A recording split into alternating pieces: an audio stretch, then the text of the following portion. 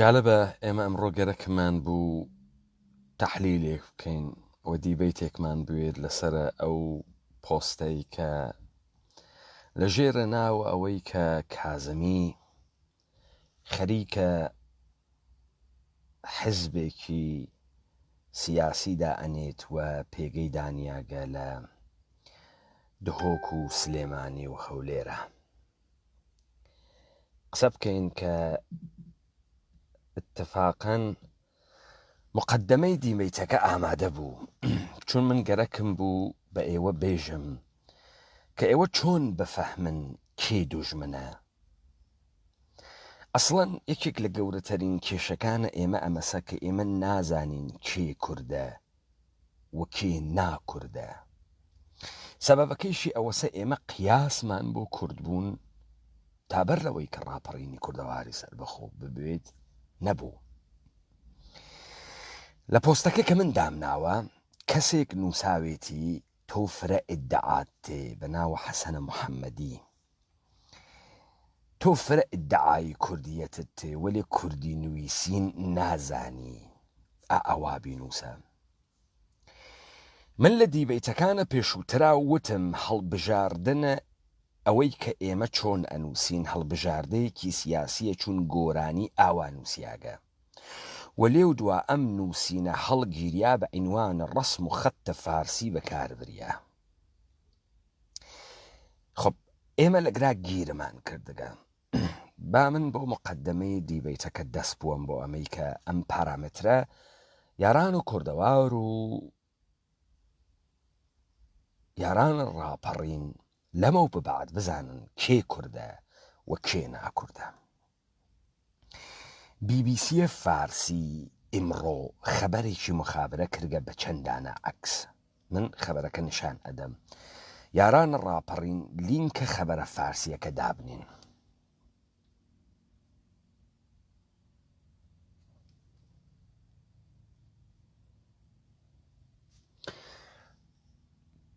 BBC فارسی خەبەرێکی مخابرە کردگە لە ژێرە ئەم ناوە: یەهودیان زەمنێک دووەمین پێکهاتەی مەزهەبی و ئاینی عێراق بوون و ئەڵێ بەرئەساسی یەک بەراورد در سال 1917 که در عراق تحت حاکمیت امپراتوری عثمانی انجام شد حدود 40% جمعیت پایتخت این کشور را یهودیان تشکیل میداد. 1917 وەختی سەرشماریان کردگە لە شارە بەغدادا لە 140 یەهودی بووگە. لێودا ئاماژە بەوە ئەکا کە ئەمان لە کاتی دروستبوونی دەوڵەتی ئیسرائیل و 1947 بڕێکیان ڕۆنە دەر. لێودوا پاش ئەوەی کە کێشیان بۆ دروست ئەوێت ئەکسەریەتیان جێ ئەمێنێن و ئەمیش ڕەسمی یەهودیەکانە شارە هەولێرە کە چووگنە ناو کەنیسە و مەراسم بەرگوزارەکەن.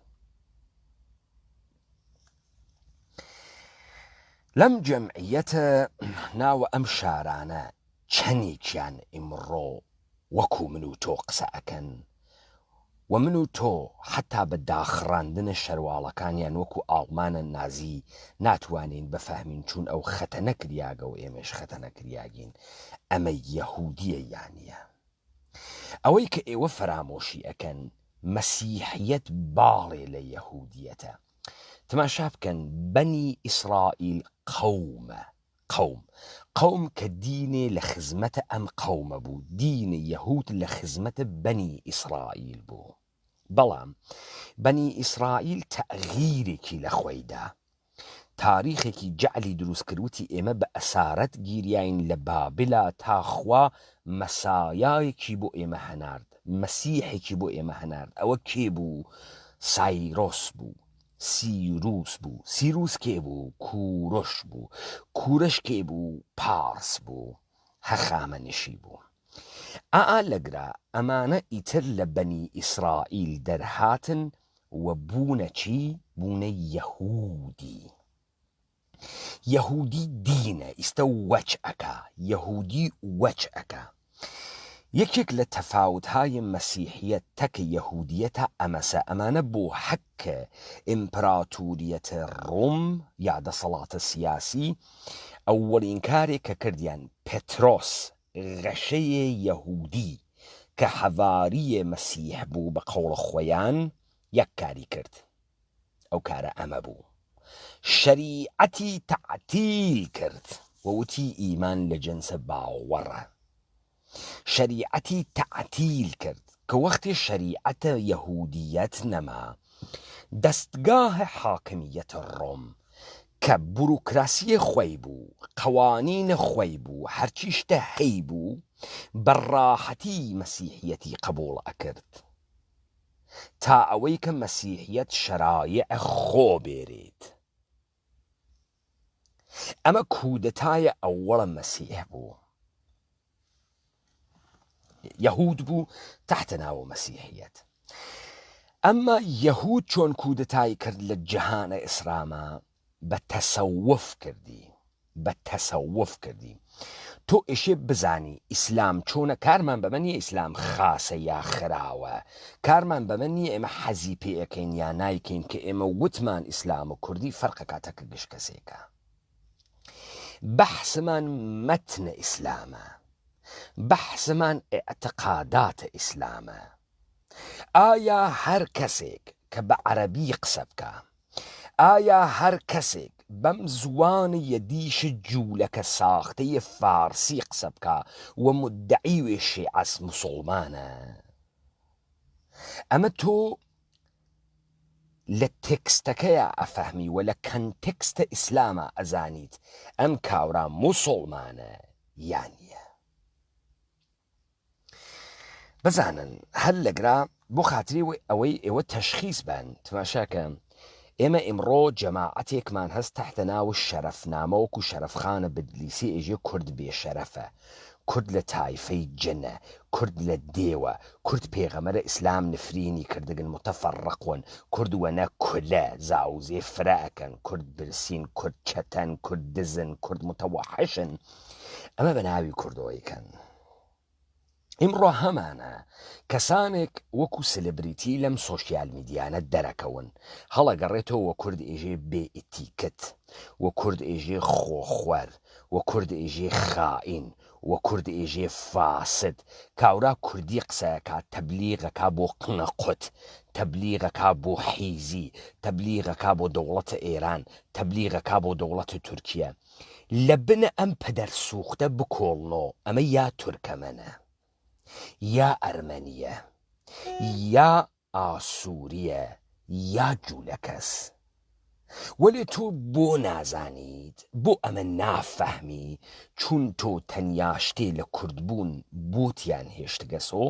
ئەم زاراوەیە قسەکردنەسە فکر ئەەکەی هەر کەسێ ناوی شەمعونە خۆی کردگە بە هیوا کەلەی سەری تاشیگە و دەمەقۆپانێکی کردگەسە پێ و وانە و حاتە وانێ و ڕۆیشتوانێ مێجرسنە ئینگلیسی بەکردنە بەرجل و بەرگە کوردی فێربوونە ئەم زوانەوە ئێوە پێژن کوردی ئەوێ تۆ کوردوە تۆ نازانی فکر ئەەکەی ئەمە کووردە لە پەند پیشینیان ئەژی کاورا گورگە چووگەسە ناوە پێسە مەڕ ئایا ئێمە مەڕین حەیواناتین کە کاورا ئەتوانێ 2 متر پارچەی فاسۆنی بدات دەمەقۆپانێکی مەلەکی بۆ بدورن 3 ساڵ دەم نەکاتۆ لە سلێمانی وەکو ئێمە قسە بکە لێو دوابێ بە ناوە کورد قسە بکات بزانن ئێوە چۆن تەشخیسەدەن کێ کووردە بە کوردی ئەیانوت کابرا نێرەکەر بە فلانە چتۆ ئەناسێ باوەڕکەن وایان بە ئێوە کردگە بە فلانە چتیشۆ نێرەکەر ناناسن ئێوە نایناسن من ئیدعای کوردیم تێوەلی کوردی نازانم بنووسم تۆ ئەم گشتە عیلمتە لەکوێ هاورد خوات پێیگەید یا فێرتیان کرد تۆ چۆن نەتزانی ئیستا من چۆن ئەزانم مەتنە حافز جوولەکە نوویسە حافز موسڵمان نییە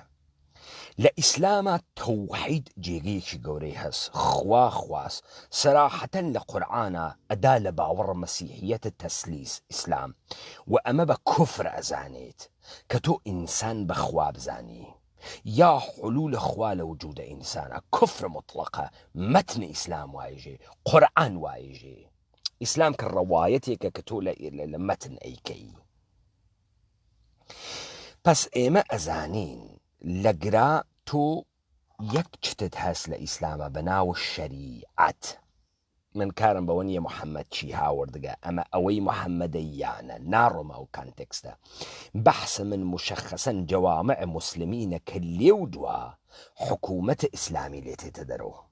حكومة إسلامي لسر كولكي الشرايعك كأمانة باصطلاح دريان هاوردقا استخراجا كرقل علم الحديث ولا قرآن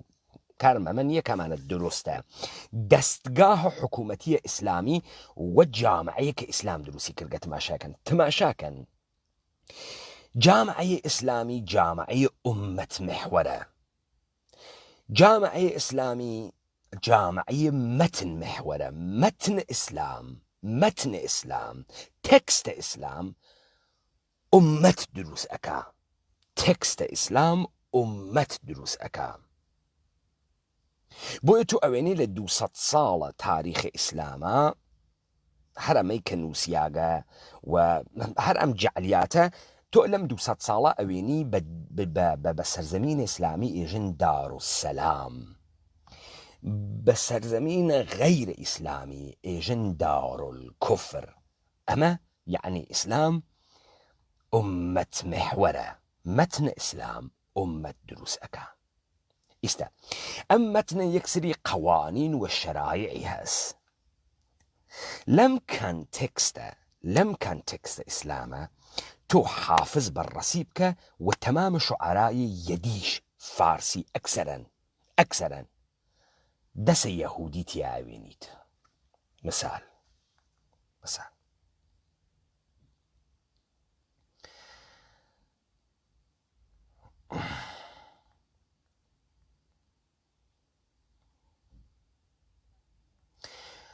حافظ كلن أوي تبليغيك على الشعر كانيا مسيحيته حافظ بشدة بر عليه فقيهان ويسياقا خوشي لفقيه وملاو أمانا نايت هرو جورك مسيح قينيا هاد لفقيهان قينيا هاد ليان مسيح بشدة قينيا هاد لفقهاء يهودي قيني ليان هاد للشرايع قينيا هاد لسر محور عشق ودلدادن ولافتركان دنابو مسيح حافظيش حرم كاراكا أدبيات فارسي حرم كاراكا أدبيات التصوف زوان يديش فارسي حرم كاراكا دقيق كوبية كودتاي مسيحة سالها دل طلب جام جمز ما می کرد وانچه خود داشت زبیگان تمنا می کرد سالکان دل جامی جهنمای گرکو او جامک دنیای تیا بوینید تعبیر لزانین غیب لزانین هرانچه که هست وانچه خود داشت زبیگان تمنا می کرد او جمک فکریه کرد اروی لخلقی دعوایه کرد جوهری که صدف کون و مکان بیرون است ام جوهره که لکون و مکان خارجه موجود نیه ام جوهره كوانا ناو الدل الصدفي كا خارج لكون مكانه ام اروي لكو بشوني اقر يا لدريا بشوني اقر ايش لكو لتنيشتي دريا لتنيشتي دريا لكي لوانيك الريغان قم كرقه لتنيشتي دريا طلب از گم شدگان لب دریا میکرد مشکل خیش بر پیر مغان بردم دوش کو به تأیید نظر حل معما میکرد پیر مغان کن داستان مسیحیت ایجی مسیح وقتی گریچو لدایک بی سی مغهاتن بشوین مسیحا اگر یان چون بلاوی سر حلقه مغان پیانی ود شوین او حسیره بگرن اگن مسیح وقين در مال مسيح ويسيان تا مسيح تا مريم زاو هدايا كان دا مريم وشون ام دقيقا اروات لاي او مغانه كبتأيد نظر حل مؤمهم کرد دیدمش خرم و خندن قده باوده بدست و درن آینه صد گونه تماشا می کرد گفتم این جام جهانبین به تو کی داد حکیم؟ گفت آن روز که این گنبد مینا می کرد. بیدلی در همه احوال خدا با او بود، او نمی دیدش و از دور خدایا می کرد. این همه شعبده خیش که می کرد اینجا، سامری پیش عصا و ید بیضا می کرد. گفت آن یار کزو گشت سر دار بلند، جرمش این بود که اسرار هویدا می کرد. اجه او یار کام یار، او یار و دار سر دار لی به عظمت گی، یعنی او سیداره که کابرایان پی اعدام کرد، لم انسانه که اعدام بو پی برزو بو ام داره مسیحه. اما مسیحه جرمشین بود که اسرار هویدا می کرد. جرم مسیح چه بود؟ غیبی باسه کرد، سری باسه کرد. وتی من خوام، وتی من پاشای یهودیه کانم، نبو او کاری بکرده. جرمی او بو که غیبی ود، اسراری ود که نه ابوایا بنا محرم بیجی. فیض روح القدس باز مدد فرماید، فیض روح القدس اگر دوباره مدد بکا، یارمتی بکا، دیگران هم بکنند آنچه مسیحا می کرد. اما فتنه کز و یهودیه که اگر خوا میلی بوید، روح القدس میلی بوید، کسی تریش اتواني او کار بکا و مسیح ای کرد. لەگراتۆ ئەگەیتە عرفانە ئیسلامی. یەهودیەت بە چی هات دای لە جەهانە ئیسلام؟ بە عرفان. ئەمما هەروە کە بۆ مەسیحیەت یەک شتی تعتیل کرد، شرایعی تعتیل کرد تا بتوانێ ئیمپراتوریەت ڕۆم بگرێ، لەگرا لە بەرامبەر مەتنە قورئانە یەک کێشەی گەورەی بوو. هەم بوێت و هەم نەوێت و هەم بوێت و هەم نەوێ. یعنی چی؟ یعنی قورئان ئیجازە نادا ئینسانە بێژێ من خوام. اجازه نادا. دین اسلامیش اجازه نادا. لذا ئەمانە هاتن شعبەدە بازیەکیان کرد، داستان لە داستانە بایەزید بەستامی و ئەمانە گشتی چیرۆکن ها. لە داستانە بایەزید بەستامی تا داستانە منسوورە حلاج، هەرتکیان وتیان ئەنە الحەق، بەڵام منسوورە حلاج وە سەردار. لەگرا تۆ ئەگەیتە یەک داستان، مەولانان لەگرا کلیدەکەت بۆ ئەکاتەوە. کلیدەکە چییە؟ مولانا مثالە دا. ئێژێ تۆ ئەتوانی تیکەیە ئاسن بخەیتە ناوە ئاگر. ئەم ئاسنە نەلاوە ئەم ئاگرە سوورۆ ئەوێت و داخ ئەوێت کە تێری تێ دەر هەروەسە ئاگر نووری هەست، ئەمیش نووری هەست. ئاگر ئەسووتێنێ، ئەمیش ئەسووتێنێ. تەوەجۆکەن هەمان خسڵتی ئاگری هەست. بەڵام یعنی ئینسانێ ئەتوانێ خواوێ وەلێ بازم ئاسن ئاسنە، ئاگرە. ئەمە ئاگرە خۆی داگە لە ئاسن و تەبعی خۆی داگە بە ئاسن و ئاسن توانی گەسی بە تەبع ئاگر دەربێ. لذا ئاگر تەبعین، ئاسن تەبعی نەگۆڕیاگە، ئاسن هەر ئاسنە، ئەسڵەکە ئاگرە. پس بەشەرێک ئەتوانێ خواتیە حلولکا وەلی ناتوانێ بێتەوە خوا. ئەو مشکڵە مەسیحە لەگرا لە تەسەوف ئیسلامی حەلیەکەن. تۆ ئەتوانی ئیدعا بکەی خوای، ناوی تۆ خوا، ئەمما تەجەلی لە زاتە خوات گرتگە. ئەمە کارە کێس؟ ئەمە کاری یەهودیەتە. ئەسان ئێمە کارمان بەمە نییە کە ئیسلام ڕاز ئەکا، درۆ ئەکا، شتە خاسێکە، شتێ خراوێکە. بەحسم سەریە وەسە تۆ تەشخیص بەی کاورا چه کارەست؟ ئەمە موسڵمانە یا غەیری موسڵمانە؟ ئەمە کوردە یا ناکوردە؟ چۆن کوردە چۆن ناکوردە؟ تۆ ژێمە بفهمی. میزانە تەشخیص شەرواڵە کوردی و جلوبەرگە کوردی نییە هەرکە دەمی پان کرد و ئیستە لە پایە ئەم لایڤە ئێمە جمێن بە ئێمە با تەحتە ناوە کورد، ئەو کوردە و ئێمە نییەین. لە ئەمانە بکۆڵنەوە هەر کەسێک بە کورد وتی فاسد، هەر کەسێ وتی کورد ئیرادەی نییە و خائینە، هەر کەسێک وتی کورد چارەی وا هات کە بەختوێ، هەر کەسێ وتی کورد و پارە و خیانەت، ئەمە یەهودی تفی کردگە سەناوی دەمی، مەسیحی تفی کردگە سەناوی دەمی، ئەمە یا بنە تورک و تورکەمەن و یدیشە فارسیە، یا ئەرمەنیە، یا ئاسووریە، یا یەهودیە، ئەمە کورد نییە، ئاسڵەن کورد نییە. تەمامە ئەمانەی هەڵەگەڕێن و ئێژنەوە قەدەرە کورد وای پێهات و کورد مەردمە فاسدێکە و چارە کەسێ ناکەین و ناتوانین بڕۆینە گژە کەسێ، ئەوە کورد نییە، ئەوە ناکوردە. حەزی ئەکا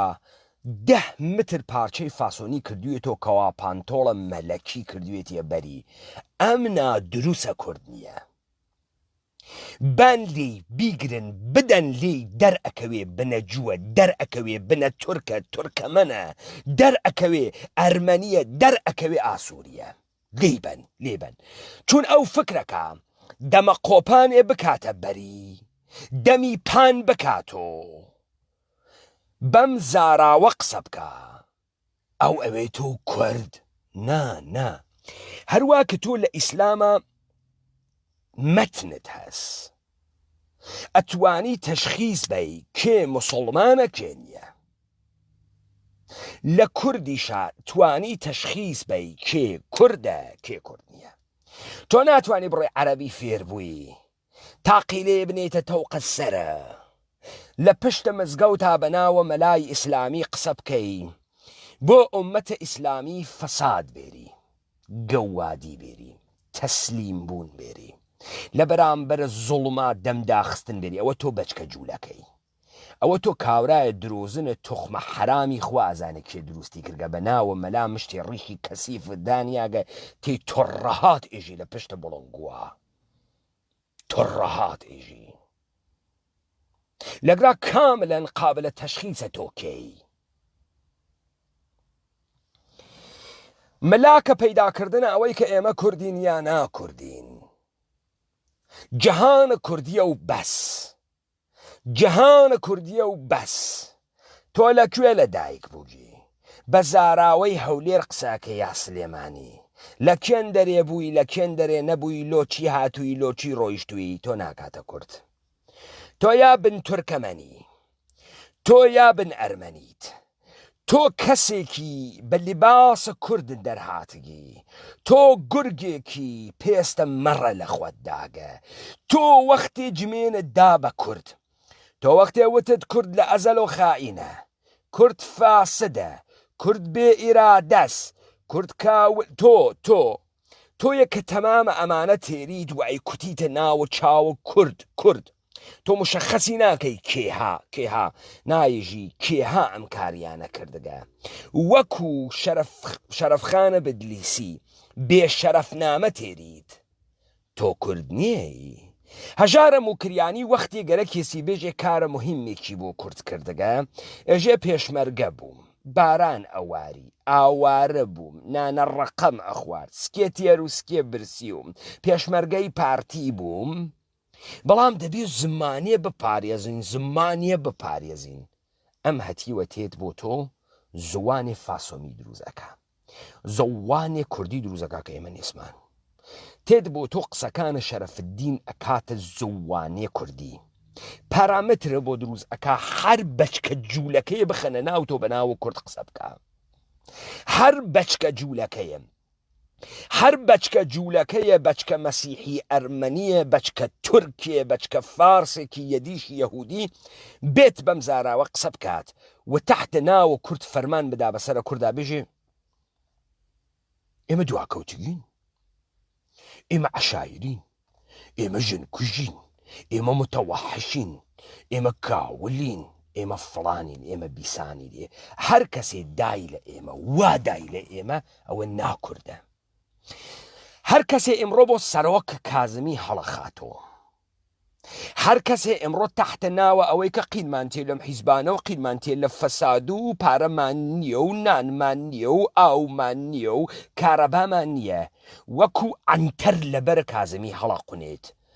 بێشەرەفێکی گەوادی ئیبنە جوولەکەس وا خۆیان شاردگەسە و لەم جامعی ئێمە نازانین کێن وەنێ هەر کەسێ هات کورد بخەسێنێ ئەوە کورد نییە لێیدەن ئەوە کورد نییە لێیدەن تەمامە دەمی بەهاڕن بیتۆپێنن ئەوە کورد نییە ئەوەی هات ئێمەی بردەژێرە قاچە خەڵکی ئاوسمان کات تەعەدامان لێ بکات ئەوە کورد نییە حەزیەکا وەختێ کوردی قسەی ئەکرد ئەوەنە دەخرینگێتەوە و دەپرینگێتەوە و پاڕا و قسەی ئەکرد تا گیانی دەرەهات پارامتر ئەوە نییە پارامتر جەهانە کوردیە جەهانە کوردی جەهانە اختیارە جەهانە ئینسانە ئازادە کورد یعنی ئینسانە سوڵتە قبوڵ نەکەر کورد یعنی لە ژێرە قانون و شەرایع کەس نەچووگ کورد یعنی ئەوە هەر کەسێک تەسلیم پەزیری هاورد لە بەرامبەرە هەر کەسێکی تراوە کورد نییە ئەو پارامترەکە بێ با بیزانن ئەمە ئاخرین جاریشە بێن لەسەر مەتن و نووسین و توڕەهات و زوانە فاسۆم و ئەم توڕەهاتە قسە بکەن هەر کەسێک لەسەر زوانە فاسۆم و کوردی بازی و کوردی نووسی قسەی کرد ئەوە بەچکە جوولەکەی تۆخمە تورکەمەنە وەکو سەگ بیتۆپێنن هەر کەسێ لە کەلامیە جەهانە کوردی و ئازادی نەهاتە دەرۆ ئینسانە مخەیەر و ئینسانە بە اختیار نەهاتە دەرۆ جەهانە کوردی نەهاتە دەرۆ تێ هەڵدەن کورد نییە کورد نییە ئەوە پارامتر نییە دەمە قۆپان و جامانەی حیز و زوانێ زارەکیە دایکی کۆمەلگای ئەمە پڕبووگە لە بەچکە جوولەکە بەچکە ئەرمەنی بەچکە ئاسووری تۆخمە تورکەمەن تۆخمە فارسە یەدیشە یەهودی پڕبووگە و بە زوانە ئێمە قساکەن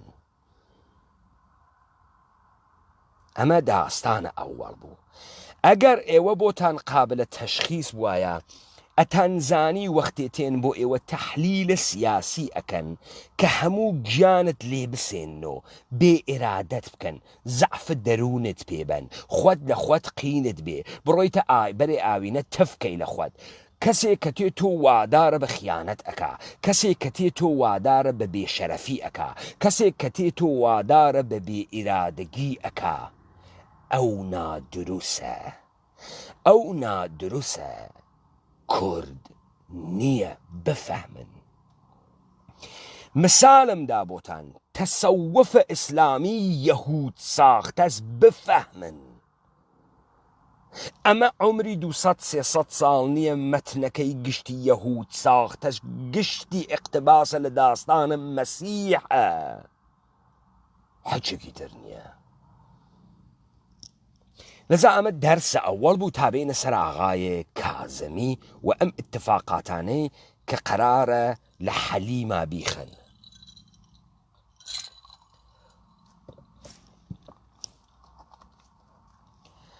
ئێمە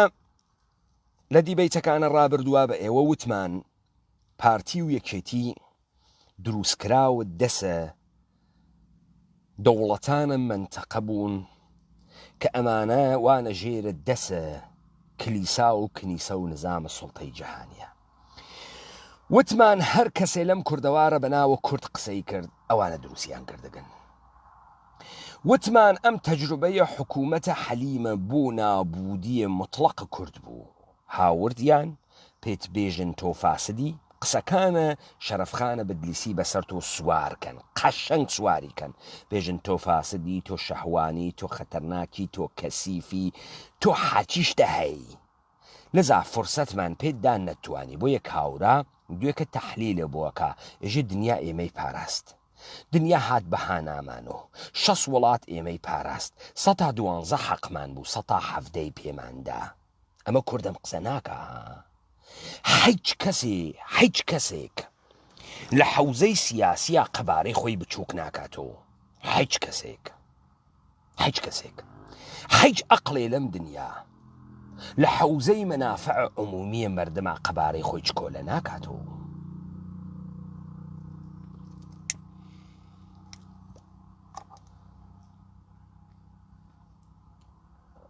تەوەجۆ بکەن ئێمە تەحلیلمان کرد وتمان ئەم دەوڵەتی عێراقە مەشیایە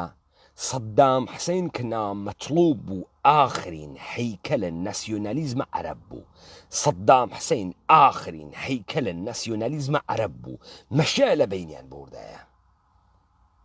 ودايا لصدام حسين كرد مشايا بطور مطلق كرد كلا أمة كردي درهات وكريا بقوم كرد وقوم كرد كريا بشروال جل كردي وزوان فاسومي أو زواني و ميجرسون و فاسوم دروسيان كرد ووتيان أما زوان كردية وقتی کریا بەوە ئێستا هەر ئەمیشە ئێشێ شکست لە دوای شکست بخوا تا بە تەورە مطلق ئەتوێتەوە لەذا بنەماڵەی بارزانی و تاڵەبانیان هاورد و حاکمیان کرد بەسەرە ئەو قەراردادەی وا 1970 ئەو دەوروبەر بە پشتە لەگەڵە مەڵا مستەفای بارزانی ئیمزایان کردو ئێمە وتمان ئەو وەختە لە ژێرە فشارە اتحادە جەماهیرە شەورویە حزب بەعسە عێراقی ئەم کارەی کرد ئەو قەراردادە وستانە سلێمانیشی تیانیە فکرەکەم لە جەریانە کەرکووکە ئێمە وتمان و ڕێفراندۆمەکە وتمان ئەمە شعبەدەبازی و ئەنتەربازیە و ئەو بیانوە وا وەختە خۆی گرتیان وتیان ئێمە ئەمانە شێواند بۆ خاتر ئەوەی کە کەرکووک قودسە کوردستانە ئەو بەچکە درۆزنانە ئەواملە ئەرتەشە شاهنشاهیە ئێران وایان وت ئێوە دیتان تەئاترێکیان لە ڕێفراندۆم کرد ئێمە فەورەن هاتین وتمان کەرکووک فت فەورەن وتمان کەرکووک فت 20 ڕۆژی پێ نەچوو کەرکووکیان لە ناوی سینی با من وەبیرتان بێرمەوە ئەگەر ئێوە لە بیرتان چووگە تەلەڤیزیۆنە ئەم حیزبانە پیرەژنی لە کەرکووک نیشان ئەدا فیشەلەقی بەست و بە خیابانەکە ئەهات و ئەچوو پێشمەرگەی تفەنگچی پارتی و یەکێتی حیزی نیشان ئەدا خۆیان پڕچە کرد و ئەهاتن و ئەڕوونیان و بابێت ئەگەر حەشتە شەعبی 2 تەقەی کرد وەکو میگمیک کارتۆنەکەی میگمیک بوو و گورگەکە ئینیاوە شوێنیا وەکو میگمیک خۆیان نیاوە بە سلێمانی و بە هەولێرە دەرچوون چۆڵیان کرد هەمووی تەئاتر بوو ئەم تەئاترە حاڵە تۆی کوردی خراو کرد وەلی ئێمە لە پێشەوە وتمان ئەمە گشتی فیلمە یاوڵاتە متحدەی ئەمریکا ئەمە نادا بە تۆ نایدا کورد ئێشێ نابود بێەوە نابودی ئەکا یاوڵاتە متحدەی ئەمریکا بۆیە تەجروبەیە شکستە کەرکووکی بۆت هاوردۆ سربەخۆیی بۆت هاوردۆ ئیدەیەک نادرووسی هاوردگە بەناوە کورد قسە بۆ بکەن پارتی ئەحزابێ وەکو کۆماڵ ئەحزابێ وەکو یەکگرت و ئەحزابێ وەکو حیزبە شووعی ئەحزابێ وەکو سۆسیالیزم ئەم حیزبە حیز و دروشتانەی ناوە حەلیمە کوردستان کۆمەڵە دموکرات پەکەکە ئەم نادرووسانە یەک لە دوای یەک هاتن بە تۆی ئینسانە کورد تەجروبەی شکست بدەن ئیستا ئێمە ساوەزی بووگینەوە شکست بۆمان معنای نەماگە ئێمە ئەولەویەتەکانمان گۆڕیاگە یاڵەتە متحدەی ئەمریکا وەختی هاتە ناوە خاکە عێراق شروعی کرد بە پالەت دۆلاری هەنارد بۆ سەرۆک عەشیرە بە پالەت دۆلاری هەنارد ویستت هەر کەسێک فاسد بکەی بە پوڵ فاسدیکە تۆ چاوت پێکەوت لە ساڵە 2003 تا 2014 تەقیوە ماڵ لە ماڵکەنیە بە منیان داگە ساڵە 98 بیسێنم 5 ملیۆن تمەنە ئێرانیە کرد بکاتە 5,000 دۆلار ئەو ماڵە ئیستا لە ماڵکەنی تۆ نایسێنی بە 1 ملیۆن دۆلار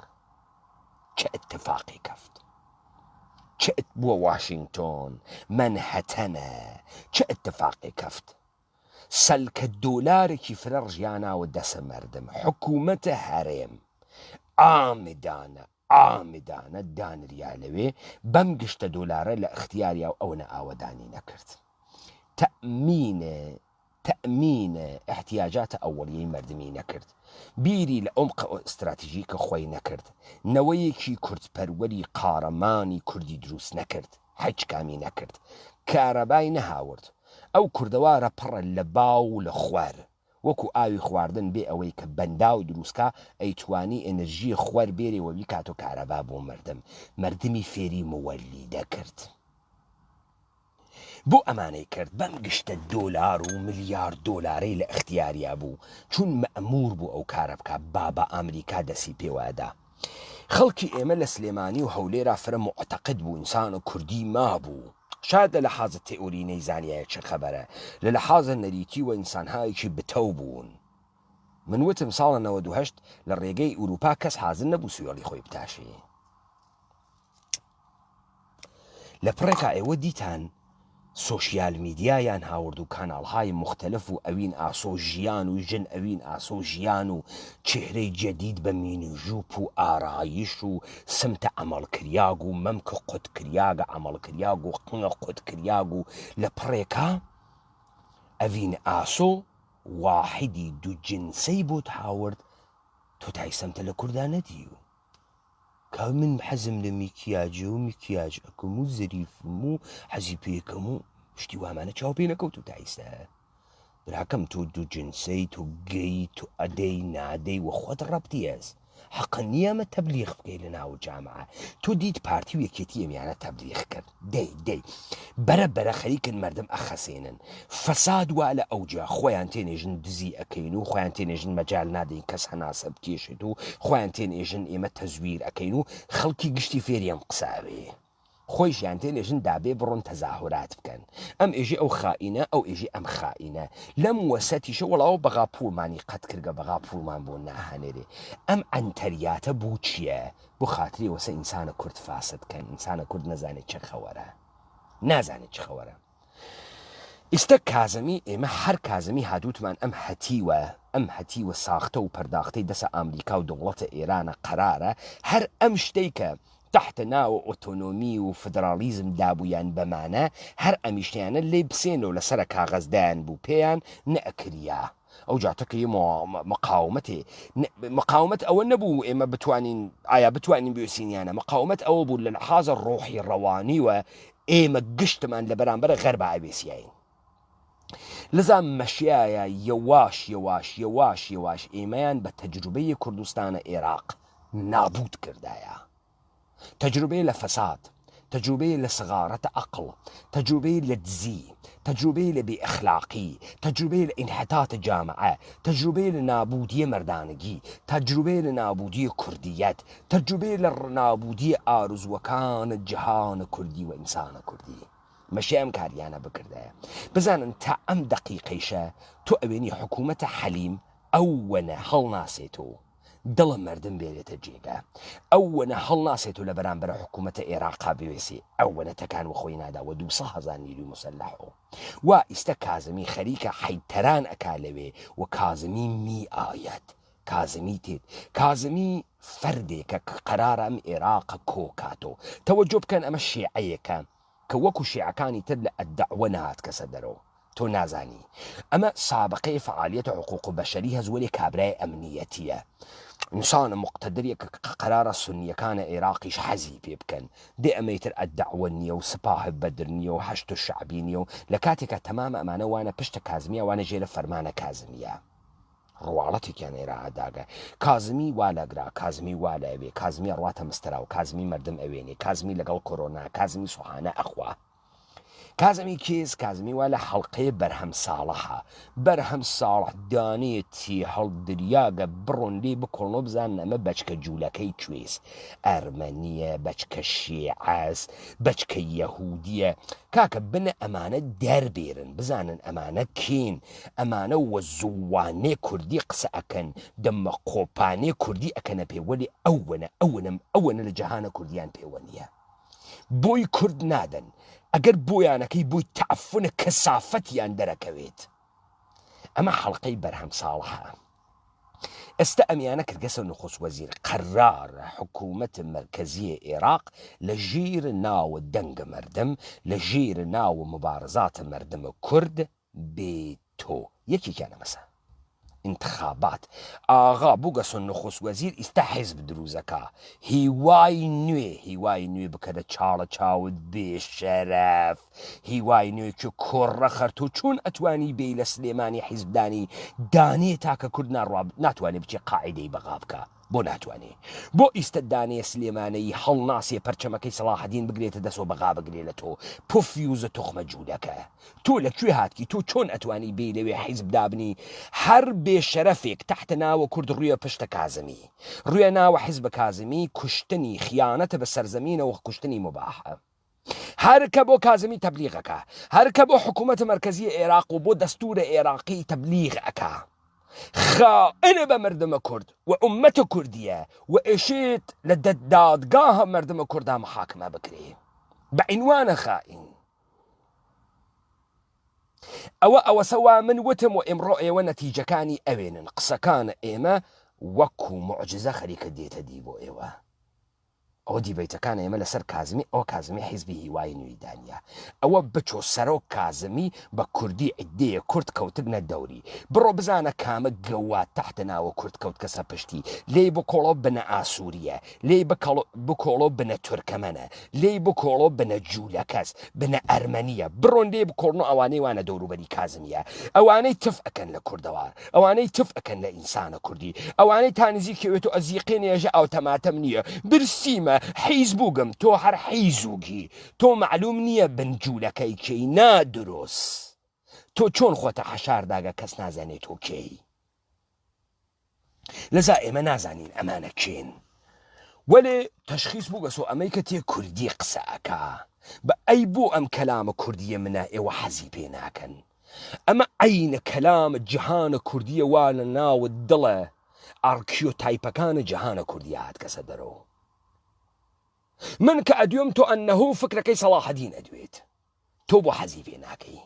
تۆ بۆ قینەتێ ئیلا ئەوەی کە تۆ کاورایەکی دوژمنی کوردی جیهانی کوردیت دوژمنی ئینسانە کوردی دوژمنی سەرزەمینی کوردەواری بۆیە حەزی پێ ناکەی بۆیە قینەتێ لێی دەنا هەر دانەیە ئینسانە کوردی ئەم کەلامە کلی ئەدا گڕ ئەسێنێ ئاگر ئەسێنێت هیوای تیا دروست ئەوێ وزەی شەڕی تێەکەوێت باوەڕ ئەکا کە لە بین نەچووگە باوەڕ ئەکا ئەتوانی ئەم دنیا بگۆڕێوا ئێمە وتمان ئەمە ئاخرین شۆڕشە شۆڕشی ئومەتی کوردی ئاخرین شۆڕشە